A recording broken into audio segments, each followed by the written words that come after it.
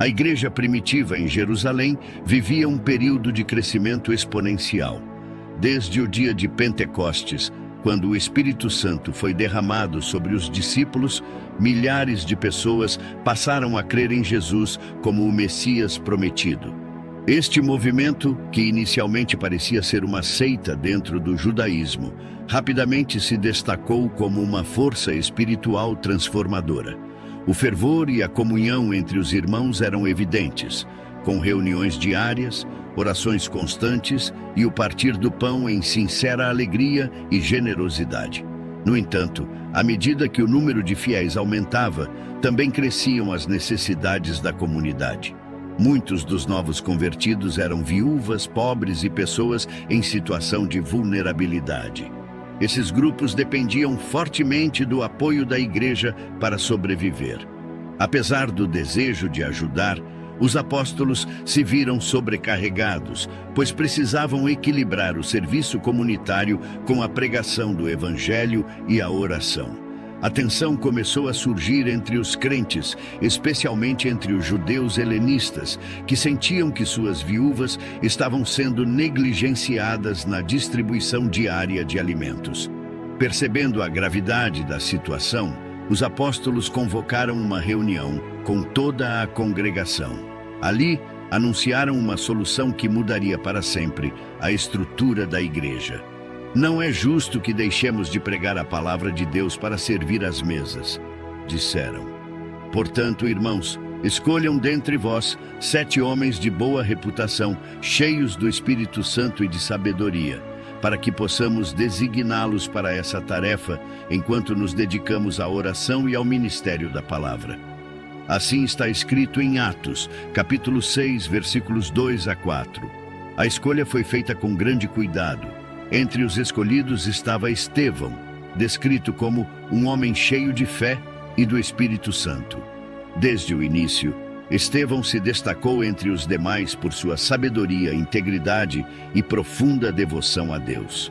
Junto com ele, outros 6 homens foram nomeados: Filipe, Prócoro, Nicanor, Timão, Parmenas e Nicolau, este último um prosélito de Antioquia. O grupo foi apresentado aos apóstolos, que oraram por eles e impuseram as mãos em sinal de bênção e aprovação. A introdução do ministério dos diáconos não só resolveu o problema da distribuição de alimentos, mas também trouxe um novo dinamismo à igreja. Com essa estrutura em vigor, os apóstolos puderam focar ainda mais na pregação do evangelho e a palavra de Deus continuou a se espalhar com poder. Atos, capítulo 6, versículo 7, relata: E a palavra de Deus crescia, e o número dos discípulos se multiplicava grandemente em Jerusalém, e muitos sacerdotes obedeciam à fé. Neste contexto de fervor espiritual e organização crescente, Estevão começou a desempenhar um papel fundamental.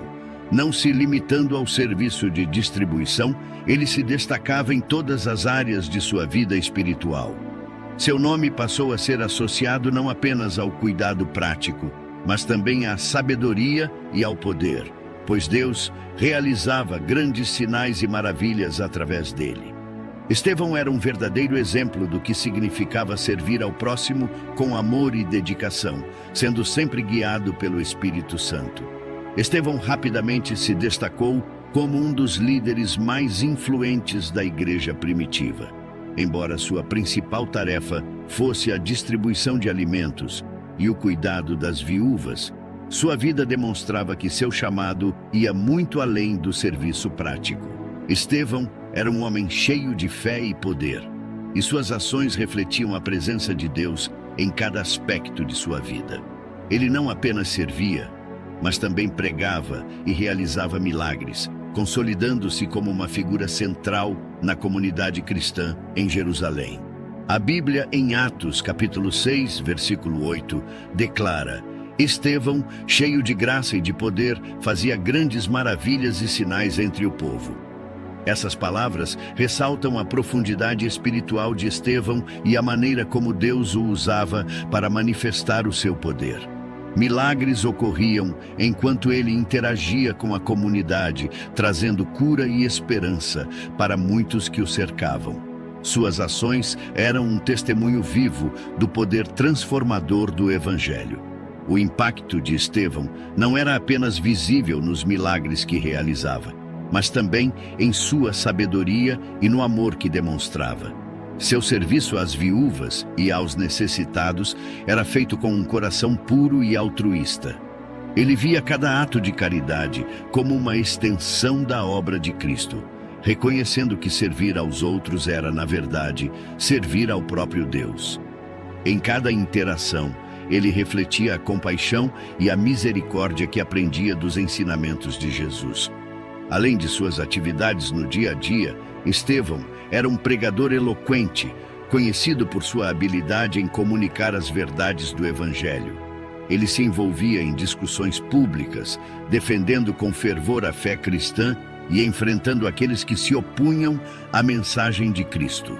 Sua profundidade espiritual e entendimento das Escrituras surpreendiam a todos, e muitos se maravilhavam com a clareza e convicção de suas palavras. Contudo, a crescente influência de Estevão não passava despercebida pelas autoridades religiosas de Jerusalém. Os líderes judaicos, especialmente os membros da Sinagoga dos Libertinos, começaram a perceber Estevão como uma ameaça. Seus ensinamentos desafiavam a estrutura religiosa tradicional e a autoridade daqueles que se consideravam guardiões da lei de Moisés. A oposição a Estevão crescia na medida em que ele ganhava mais destaque, e a tensão entre ele e os líderes religiosos tornava-se inevitável. Atos, capítulo 6, versículo 10, afirma: "Mas não podiam resistir à sabedoria e ao espírito com que ele falava." Essa passagem evidencia a frustração daqueles que tentavam confrontá-lo. Estevão falava com tal autoridade e clareza que seus oponentes ficavam sem argumentos. Mesmo diante de debates acalorados, ele permanecia calmo e sereno, guiado pelo Espírito Santo, que lhe dava as palavras certas para cada situação. Com sua crescente influência, Estevão logo atraiu a atenção e o descontentamento dos líderes religiosos. Sua pregação ousada e os milagres que realizava incomodavam profundamente os membros da Sinagoga dos Libertinos, composta por judeus libertos e descendentes de judeus expatriados. Estes líderes viam Estevão como uma ameaça não apenas à ordem religiosa, mas também à sua própria autoridade. O confronto começou com debates públicos. Os membros da sinagoga tentaram refutar os ensinamentos de Estevão, mas logo perceberam que estavam lidando com um oponente muito superior. Atos, capítulo 6, versículo 10, registra: "Mas não podiam resistir à sabedoria e ao espírito com que ele falava." Estevão, cheio do Espírito Santo, argumentava com uma clareza e uma convicção que deixavam seus adversários sem resposta. Sua interpretação das Escrituras revelava Jesus como o cumprimento das promessas divinas, uma mensagem que abalava as bases do judaísmo tradicional. Incapazes de derrotá-lo nos debates, seus opositores começaram a tramar contra ele. Determinados a silenciar Estevão, eles recrutaram falsos testemunhos, pessoas que estavam dispostas a mentir para incriminá-lo. Esses homens começaram a espalhar boatos de que Estevão blasfemava contra Moisés e contra Deus, acusações graves que poderiam levá-lo à morte. O plano era simples: desacreditar Estevão perante o povo e as autoridades religiosas, usando mentiras para incitar a ira contra ele. A situação se intensificou quando os líderes da sinagoga levaram Estevão ao Sinédrio, o Conselho Judaico Supremo. As acusações eram claras: este homem não cessa de falar palavras blasfemas contra este lugar santo e contra a lei. Pois ouvimos dizer que Jesus, o Nazareno, destruirá este lugar e mudará os costumes que Moisés nos legou. Essas palavras, registradas em Atos, capítulo 6, versículos 13 e 14, ecoaram como uma condenação. Estevão permaneceu calmo diante dessas acusações falsas. Sua confiança em Deus era inabalável. Enquanto os membros do Sinédrio o observavam, notaram algo extraordinário. Seu rosto brilhava como o de um anjo. Era um sinal visível da presença divina em sua vida, um testemunho silencioso de sua inocência e fé. Mesmo diante de uma assembleia hostil, Estevão refletia a glória de Deus. Estevão estava agora diante do Sinédrio, o mais alto conselho judaico, composto por sacerdotes, escribas e anciãos. A atmosfera no tribunal era tensa. Os falsos testemunhos já haviam lançado suas acusações, afirmando que Estevão blasfemava contra Deus, contra Moisés e contra o templo. A multidão observava com atenção e os líderes religiosos aguardavam ansiosamente sua defesa, prontos para condená-lo. Mas Estevão não era um homem comum. Ele estava cheio do Espírito Santo e sua confiança repousava inteiramente em Deus. A Bíblia, em Atos, capítulo 6, versículo 15, nos revela uma cena impressionante. Todos os que estavam sentados no Sinédrio olharam fixamente para Estevão e viram que seu rosto era como o rosto de um anjo. Esse detalhe não é apenas uma descrição física, mas um sinal espiritual. A glória de Deus resplandecia em Estevão, evidenciando que ele não estava sozinho naquele momento crucial. O brilho de seu rosto servia como um testemunho silencioso, uma evidência divina que deveria ter despertado a consciência de seus acusadores. As acusações contra Estevão eram particularmente graves porque atacavam os pilares centrais da fé judaica: a lei de Moisés, o templo e o próprio Deus. Seus inimigos alegavam que ele dizia que Jesus, o Nazareno, destruiria o templo e mudaria as tradições transmitidas por Moisés. Essas acusações não apenas desafiavam a fé religiosa, mas também ameaçavam a identidade cultural e nacional dos judeus. Estevão, no entanto, não se intimidou. Ele sabia que a verdade estava ao seu lado e que sua missão era proclamar o Evangelho, mesmo que isso custasse sua vida. Enquanto permanecia diante do Sinédrio, ele podia ver nos rostos dos líderes religiosos a raiva e a hostilidade. Mas sua mente e seu coração estavam firmes em Deus, prontos para defender a fé que ele tanto amava. Ao longo dos séculos, o Templo de Jerusalém foi o centro da adoração judaica, simbolizando a presença de Deus entre o seu povo. No entanto, Jesus veio para cumprir a lei e oferecer uma nova aliança, tornando-se o verdadeiro templo e mediador entre Deus e os homens. Estevão entendia isso e estava disposto a explicar aos seus acusadores como a mensagem de Jesus não destruía a fé judaica, mas a completava. Os membros do Sinédrio esperavam que Estevão vacilasse ou tentasse se defender desesperadamente, mas ele não cedeu à pressão. Com os olhos fixos no alto e o coração cheio de coragem, Estevão estava prestes a entregar uma das defesas mais profundas e impactantes da história da igreja primitiva. Diante do Sinédrio, Estevão começou sua defesa com uma narrativa magistral da história de Israel. Ele não iniciou com justificativas pessoais, mas com um apelo à memória coletiva de seu povo, começando com o chamado de Abraão. Estevão lembrou aos presentes como Deus chamou Abraão da Mesopotâmia, prometendo-lhe uma terra e uma descendência numerosa, mesmo quando ele ainda não tinha filhos. Em Atos, capítulo 7, versículo 2, ele declarou: "O Deus da glória apareceu a Abraão enquanto ele ainda estava em Mesopotâmia."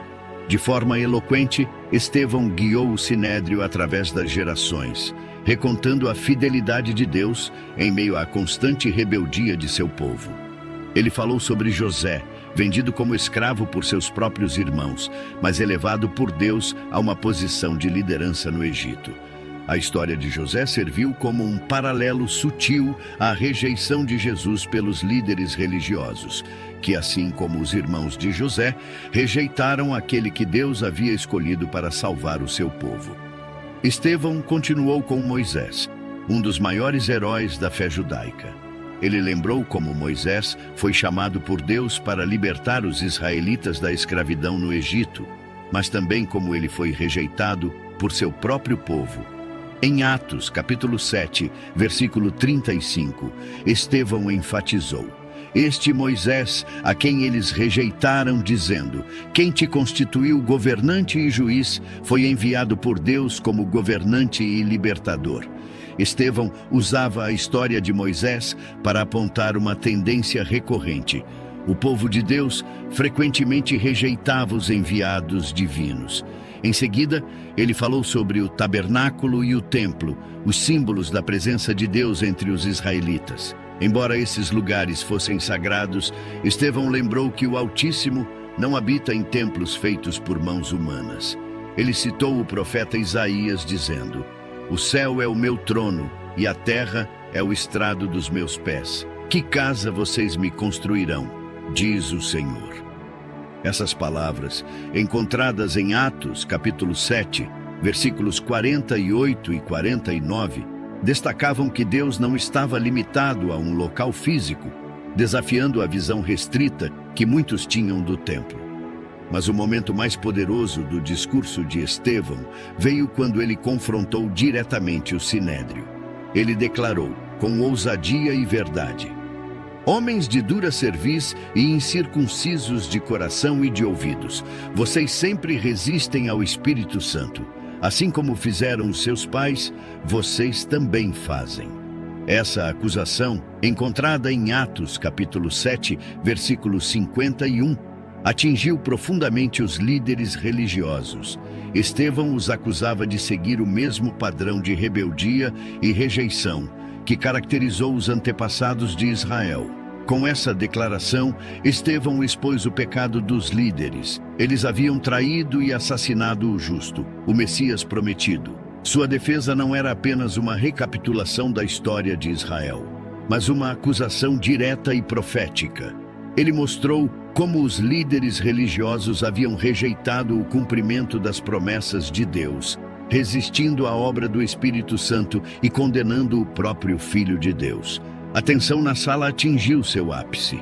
Estevão havia falado com uma clareza e convicção que não podia ser ignorada, e os corações endurecidos do Sinédrio estavam prestes a reagir com fúria incontrolável. O discurso de Estevão havia sido um golpe direto ao coração do Sinédrio.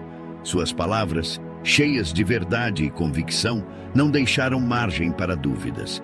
Ele expôs a dureza de coração e a rebeldia dos líderes religiosos. Mas em vez de reflexão ou arrependimento, o conselho foi tomado por uma ira avassaladora. Estevão, no entanto, permaneceu sereno.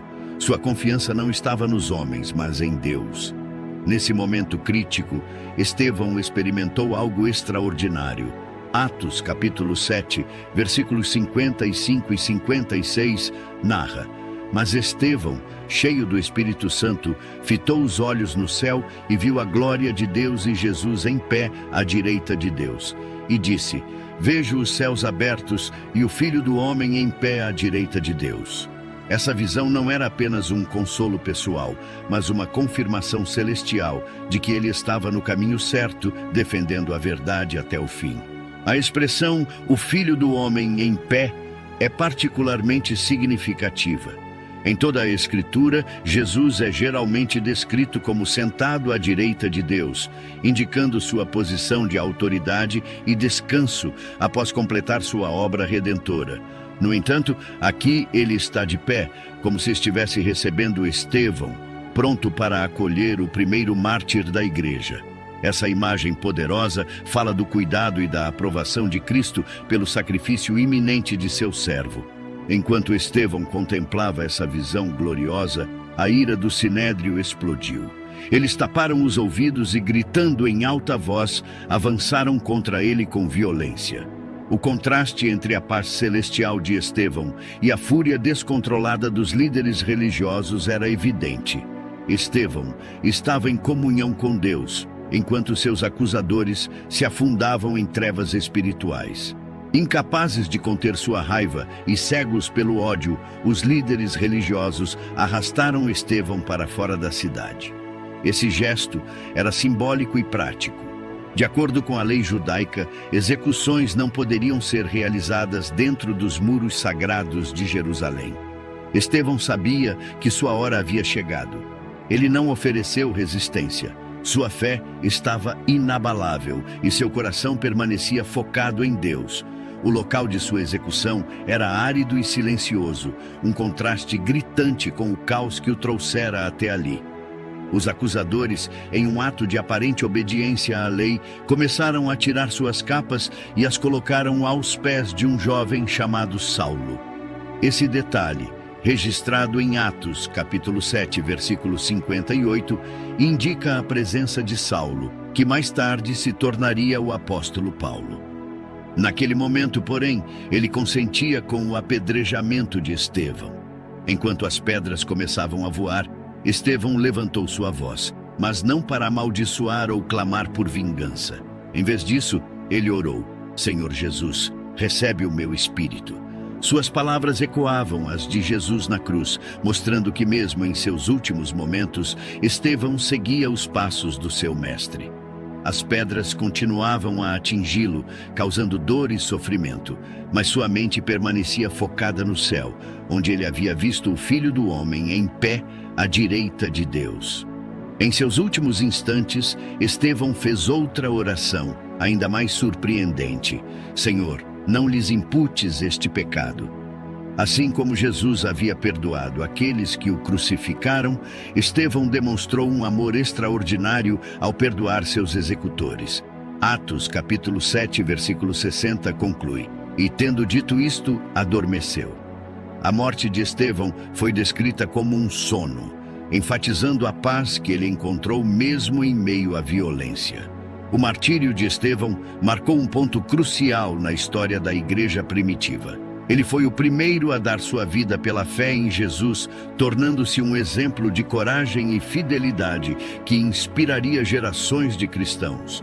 Sua morte também serviu como um catalisador, desencadeando uma grande perseguição que forçaria os cristãos a se dispersarem, levando o evangelho a novas regiões. A morte de Estevão foi um divisor de águas para a igreja primitiva.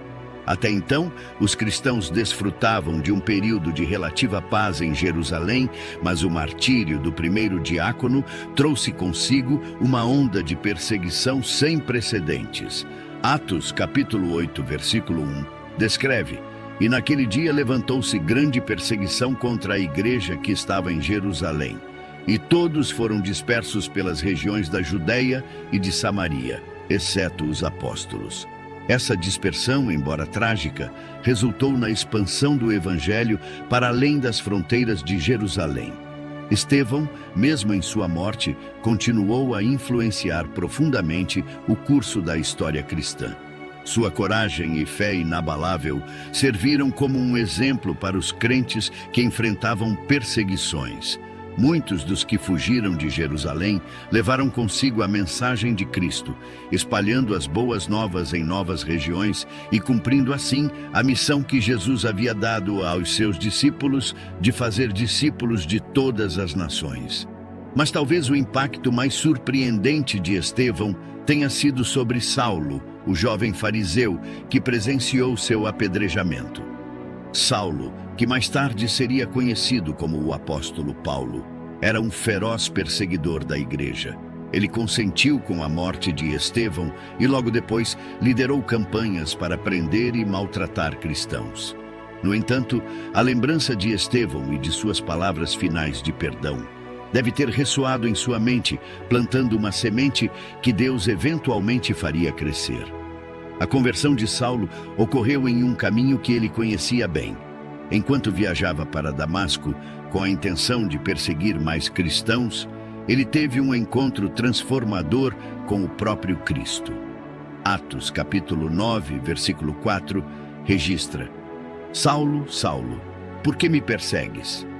Essa experiência mudou completamente sua vida, levando-o a se tornar um dos maiores missionários e teólogos da história cristã. O legado de Estevão está diretamente ligado à obra de Paulo. A coragem de Estevão, sua defesa do Evangelho e seu perdão final serviram como um testemunho poderoso do amor e da graça de Deus. Saulo, agora Paulo, carregaria esse legado adiante, pregando o Evangelho em todo o mundo conhecido e escrevendo cartas que ainda hoje moldam a fé cristã. O martírio de Estevão não foi o fim, mas o começo de uma nova era para a Igreja. Sua vida e morte continuam a inspirar os cristãos a viverem com coragem e fidelidade, lembrando-nos de que, mesmo nas circunstâncias mais difíceis, o poder do Evangelho jamais pode ser silenciado. A história de Estevão é um dos relatos mais profundos e inspiradores das Escrituras. Ele viveu uma vida de serviço, guiada por uma fé inabalável e uma paixão fervorosa por Cristo.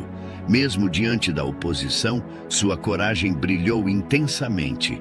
No momento de maior tribulação, quando o peso da injustiça e das pedras o esmagava, ele olhou para o alto e viu os céus abertos.